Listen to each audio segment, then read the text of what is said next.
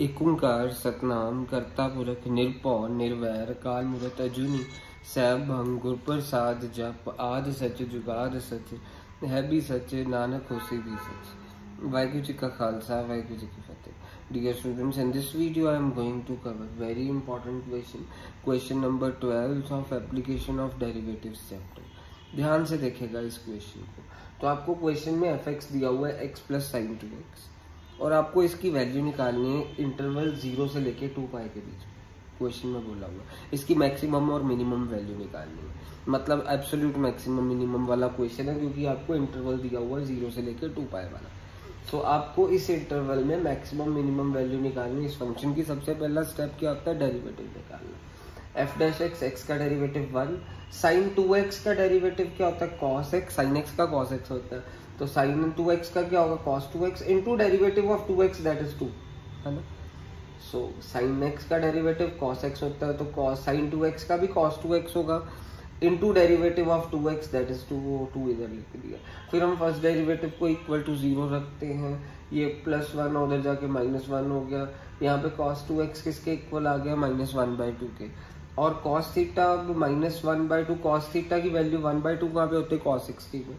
मैंने यहाँ पे cos 60 लिख दिया, इसको रेडियंस की फॉर्म में ले लिया, रेडियंस की फॉर्म में लेके गया इंटू π/180 करा, तो मेरे पास क्या आ गया यहाँ पे माइनस कॉस π/3 आ गया। 0 0 कट 6 3 18 माइनस कॉस π/3 आ गया।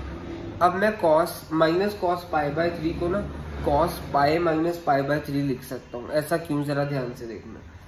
आपको इसको मैंने आपको बताया कि कॉस माइनस कॉस π/3 को कॉस पाई माइनस π/3 कर सकता हूँ, लिख सकता हूँ। कैसे, यहाँ से लेके यहाँ तक 180 होता है, पाई होता है, पाई में से π-3 माइनस कर दो, पाई में से π-3 माइनस करेंगे, मीन्स पाई में से कुछ माइनस कर रहे हैं, तो इसी क्वाड्रेंट में आ रहा है, सेकंड क्वाड्रेंट में। यहाँ से लेके यहाँ तक पाई है, पाई में से कुछ माइनस करा, मतलब वो इसी क्वाड्रेंट में रह गया।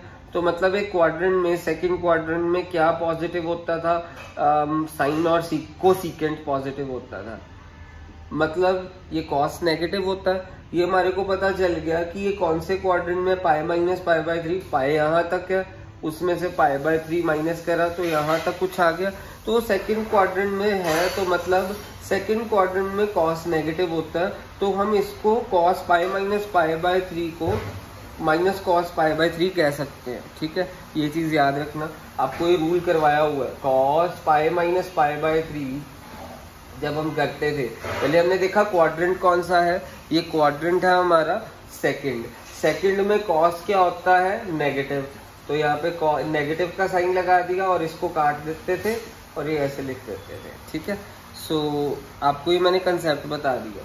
सो अब यहाँ पे मैं इसको ऐसे लिखा, फिर अब मैंने एलसीएम लिया, पाई माइनस π/3 क्या होता है, 2π/3, तो cos 2x क्या आया, cos 2π/3। एक बार मैं आपको फिर से बता देता हूँ, मैंने आपको पहले भी करवाया हुआ, cos पाई माइनस π/3, आपको ये तो बता दिया कि कौन से क्वाड्रेंट में है, सेकंड क्वाड्रेंट में, जिसमें cos नेगेटिव होता है, माइनस का साइन लगा दिया, ये काट देते होते हैं, फिर इसको लिख देते हैं, जो बच गया, ये चीज बच गई π/3। तो ये क्वेश्चन हमारा ये वाला यहाँ तक हो गया। अब cos पाई माइनस π/3 को हम 2π/3 लिख सकते हैं। अच्छा, कॉस थीटा की वैल्यू ना रिपीट करती है, उस रिपीटिशन का फॉर्मूला क्या होता है, कॉस थीटा की जो वैल्यू रिपीट करती है, कॉस थीटा की वैल्यू रिपीट कुछ ऐसे करती है, 2nπ प्लस माइनस थीटा। याद रखिएगा, कॉस थीटा की ना वैल्यू रिपीट करती है, जैसे कॉस 30 होती है हमारे पास √3/2, उसकी वैल्यू आगे जाके रिपीट करती रहती है एक फिक्स्ड इंटरवल के बाद। वो फिक्स्ड इंटरवल निकालने का फॉर्मूला क्या होता है, जब कॉस थीटा का theta is equal to 2nπ plus minus theta. तो अब मेरे पास यहाँ पे थीटा की जगह पे क्या दिया है, मेरे पास 2x, तो मैंने क्या लिखा, 2x is equal to 2nπ plus minus theta. ठीक है, तो दूसरी जगह थीटा क्या दिया हुआ है मेरे पास, 2π/3, तो मैंने यहाँ पे 2π/3 लिख दिया। तो यहाँ से क्या हो गया, इधर 2 मल्टीप्लाई, नीचे जाके 2 डिवाइड कर दिया, इसके साथ भी 2 डिवाइड हो गया, इसके साथ भी 2 डिवाइड हो गया, 2 के साथ 2 कट गया, यहाँ से 2 के साथ 2 कट गया। तो याद रखिएगा, cos थीटा की वैल्यू एक फिक्स्ड इंटरवल के बाद रिपीट करती है, theta is equal to 2nπ plus minus theta. तो यहाँ पे थीटा 2x था, यहाँ पे थीटा 2π/3 था, 2n π प्लस माइनस थीटा, तो मेरे पास ये आया। अब मैंने n की वैल्यू पहले 0 फिल करी, फिर 1 फिल करी, फिर 2 फिल करी। 0 इंटू प्लस माइनस π/3 मतलब 0 इंटू π इज 0, प्लस माइनस π/3 मतलब या तो प्लस π/3 है या माइनस π/3 है।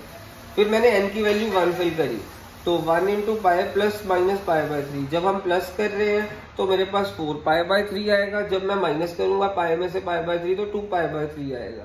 फिर मैंने n की वैल्यू 2 फिल करी, तो 2 इंटू पाई प्लस माइनस π/3, जब मैंने 2π प्लस π/3 प्लस करा तो 7π/3 आया, जब 2π माइनस π/3 करा तो 5π/3 आया।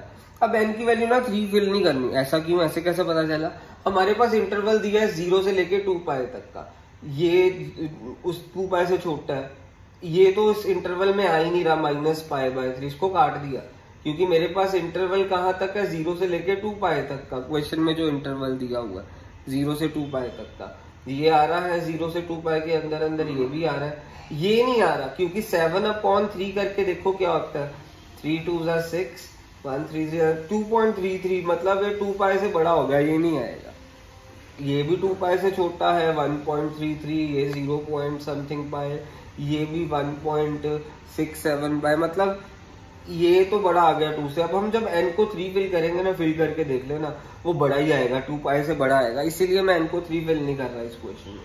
सो ये रट्टा नहीं है, ये आपको समझा दिया। जैसे इसी में ही हमारे पास 7π/3 जो आया 2π से बड़ा आया, मतलब अगले में तो ऑब्वियसली बड़ा आएगा ही आएगा, तो इसलिए मैंने अगली वाली वैल्यूज नहीं फिल करी।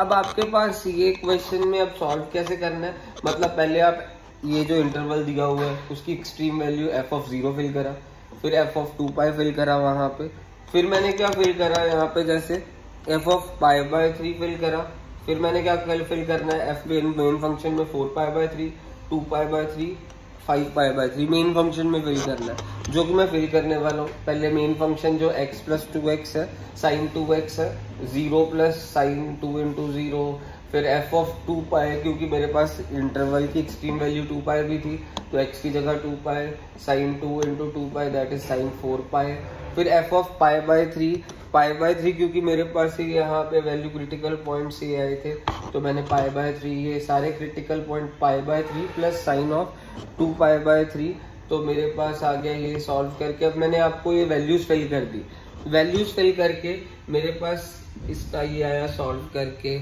इसका ये आया सॉल्व करके, इसकी वैल्यू ये आई, इसकी वैल्यू ये आई और इसकी वैल्यू ये आई, और मेरे को पता चला कि मैक्सिमम वैल्यू है आपकी ये, और यहाँ पे मिनिमम वैल्यू है ये। क्वेश्चन खत्म हो गया, आपको मैक्सिमम मिनिमम वैल्यू ही निकालनी थी, दैट्स इट।